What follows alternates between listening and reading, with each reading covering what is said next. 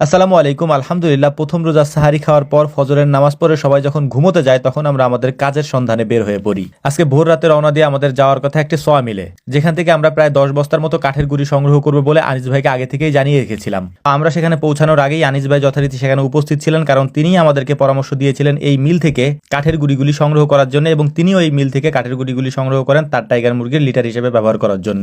তো আমি আর আনিস ভাই নিচে থেকে বস্তাগুলি ভরে দিচ্ছিলাম এবং সজীব মামা উপর থেকে বস্তাগুলিকে খুব সুন্দরভাবে সাজিয়ে তারপর বস্তাগুলির মধ্যে যদি কম পড়ে তো সেটার মধ্যে হচ্ছে যে আমরা বল ভরে তারপর ওনাকে দিচ্ছিলাম, উনি ভরে ভরে রাখতেছিলেন। খুব সকালে যেহেতু আমরা এসেছি এবং রোজার দিন সাহারি খাওয়ার পরে আমরা এখানে এসেছি, সবার একটু ঘুম ঘুম অবস্থা, তো চাচ্ছিলাম যে খুব দ্রুত কাজগুলি সেরে এখান থেকে চলে যাওয়ার জন্য। এই জন্য হচ্ছে আমরা নিজেরাও তার সাথে কাজে হাত বাটোয়ারা করতেছিলাম সজীব মামার সাথে। তো যাই হোক, আলহামদুলিল্লাহ সহি সালামতে আমরা আমাদের খামারে চলে এসেছি। এখন এটাকে আমরা নামিয়ে রাখবো এবং যখন আমাদের প্রয়োজন পড়বে তখন এখান থেকে নিয়ে আমরা ব্যবহার করার চেষ্টা করব। এই কাঠের গুঁড়িটা মোটামুটি একটু শুকনো আছে, এটা আমাদের জন্য একটু সুবিধা হয়েছে আর কি। একসাথে অনেক নিয়ে আসার কারণ হচ্ছে যেহেতু আমাদের খামারটা তুলনামূলকভাবে আর আগের থেকে একটু বড় হয়েছে, যে কারণে আমাদের অনেক বেশি প্রয়োজন হয় এখন, এই জন্যই মূলত আমরা নিয়ে এসেছি। তো আমাদের জন্য দোয়া করবেন। আসসালামু আলাইকুম রহমতুল্লাহ।